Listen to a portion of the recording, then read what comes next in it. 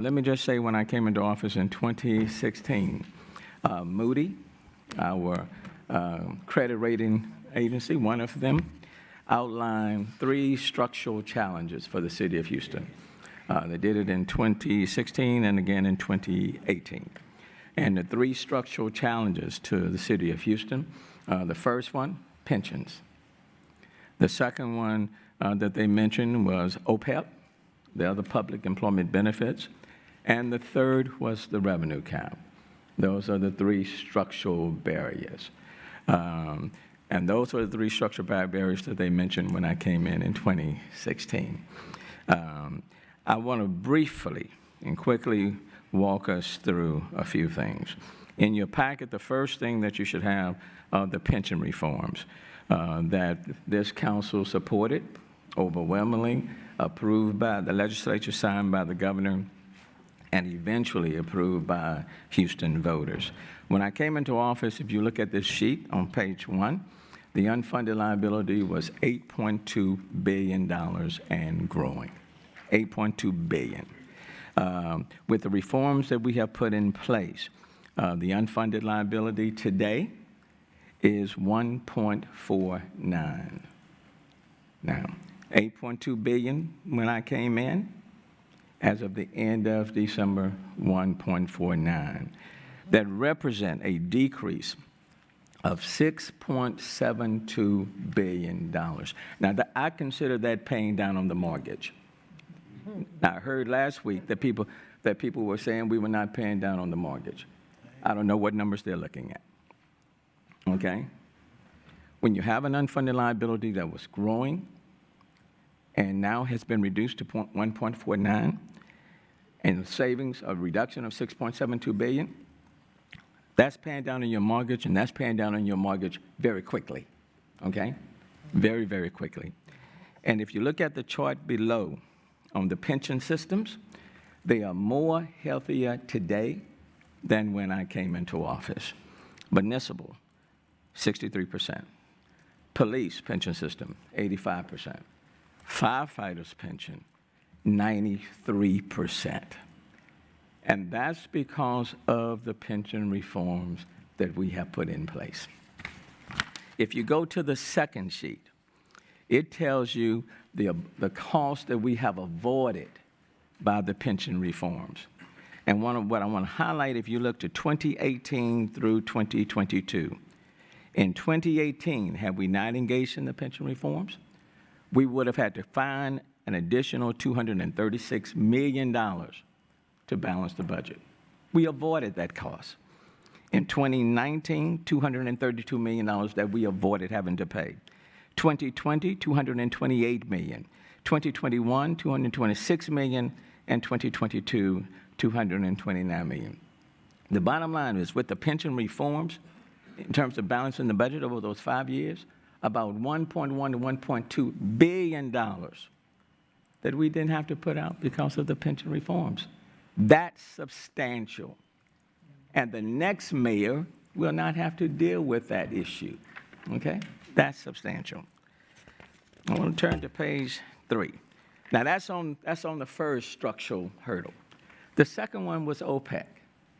And when I came into office, and a few years ago, the unfunded liability for the OPEB was like $2.2 billion and growing.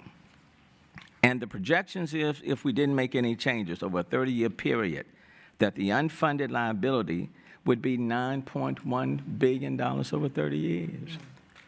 Well, now we have put in reforms. We have put in reforms.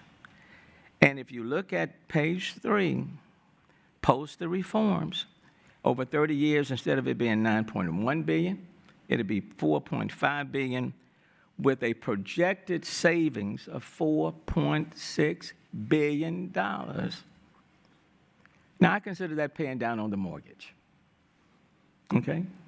And it's going down, not up, going down, which means the next mayor, the next city council, all you have to do now is to keep bringing it down. But that's a $4.6 billion projected savings. On page 4, on the historical property tax rate, it has been as high as 0.665, going back in the 1995. But since I've been mayor, okay, we've had to lower the property tax rate. We've lowered the property tax rate starting in, and since I was mayor. In 2016, it was 0.60. Then in 2017, it was 0.58. Then in 2020, it was 0.56. And in 2022, proposed to be 0.55. The tax rate has been going down, okay? And that is because of the property tax, the revenue cap, okay? We've had to go down. Prices go up, raise more money, tax rate comes down. Now, had the tax rate remained as it were in 2014, had the tax rate remained as it were in 2014, and I want you to go to page 6. If the property tax rate, if let's say we didn't have the revenue cap, if we didn't have the revenue cap, and the tax rate remained as it were in 2014, because it started hitting in 2015, we would have had available for police, fire, debt, garbage, and everything else, $1.16 billion. Okay? Had the tax rate, if we didn't have the revenue cap, and the tax rate just remained as it were in 2014, $1.16 billion. Well, the city hadn't had that because of the revenue cap.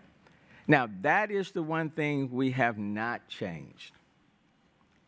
And I'll leave that to the comptroller and everybody else. If they want to change it, change it. Okay? But that hasn't been changed. It's not changing. Well, I'm mayor. I'll leave that to the next mayor or whomever feels the need, whoever decides to do that. But that's revenue that we could have brought in the absence of the revenue cap that we have not had available to us. That's a lot. That's a lot. So when you're talking about parks and solid waste and all of these other issues, of course, it's all impacted by that. If you go to page 7, with respect to street and drainage, Rebuild Houston, for example, non-street and drainage, pension obligations. If you look at these on page 7 at this slide, in almost every category, the debt has gone down. Street and drainage, when I came in, it was like right at $1.2 billion. Now down to 728. On non-street and drainage, it was $1.1 billion. It's now down to 972.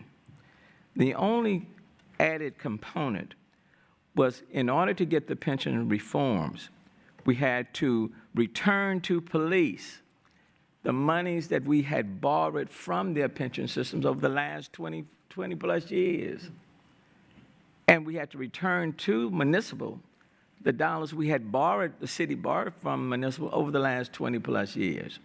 So that's the $1 billion, $1.5 billion pension obligation bonds that the voters approved by a 75% margin.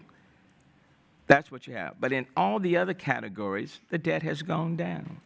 And if you take the pension bonds out, we would be, instead of 3.2, pretty much would be down to like 2 or a little under 2, if you take out the 1.5. But the trade-off of saving the city, reducing the unfunded liability in pensions by $6.7 billion and putting out $1.5 billion on pension obligation bond, that's a pretty good trade-off, okay? That's a pretty good trade-off. If you go now to page 8, let me tell you what the biggest cost drivers for the city, okay? Your biggest cost drivers happen to be the raises that we just approved. We, not me. We approved. Firefighters, okay? 18%, 6% per year.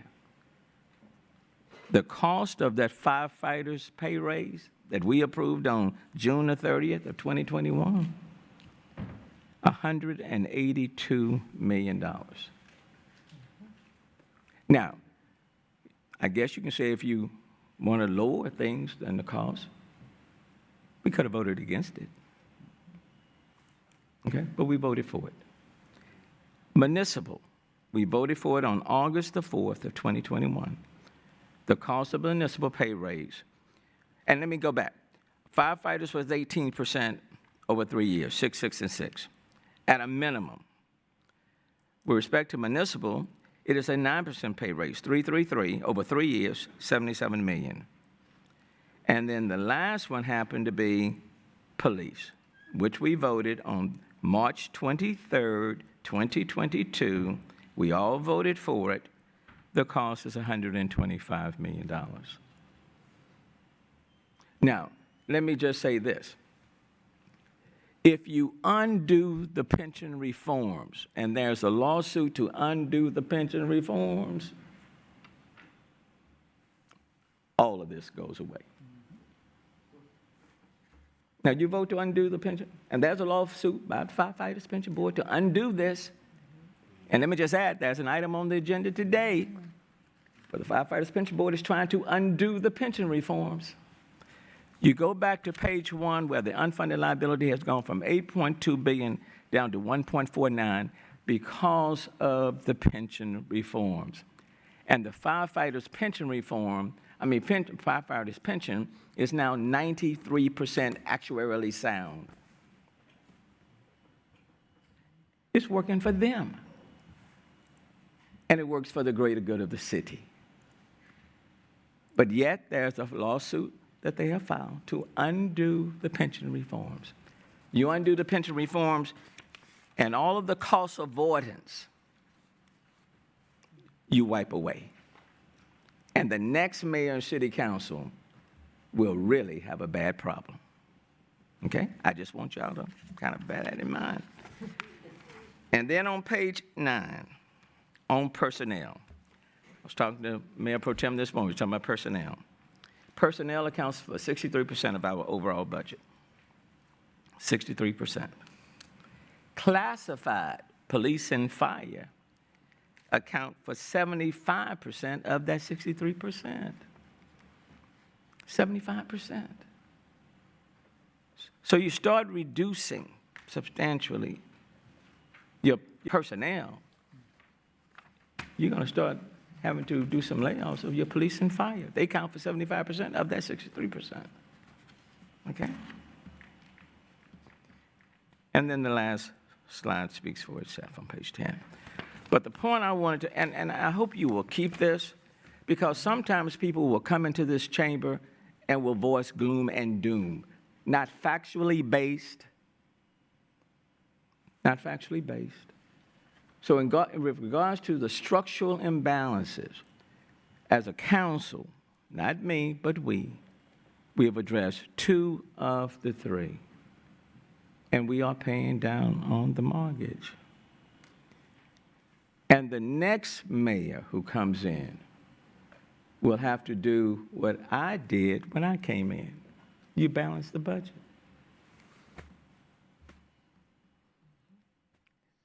But I cannot balance the budget for the next mayor and the mayor after that. Okay? Can't do that. But whoever comes in after me, when I came in, I faced an historic deficit of $160 million, unfunded pension obligations, a growing OPEB, a tax day flood, Harvey, tropical storm Imelda, social civil unrest, the winter storm Uri, COVID, okay? So whoever comes in after me, I pray that their ride will be much easier than mine has been.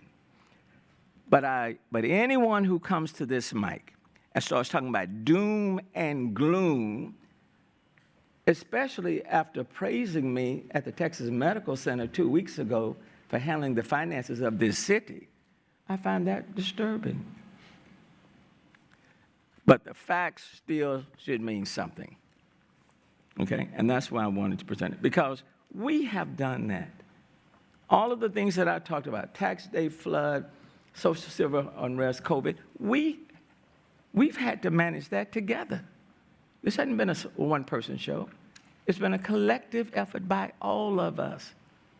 And I want to thank all of you for working with me on that. So anyway, I just wanted to provide that, commentary and the factual information, because otherwise,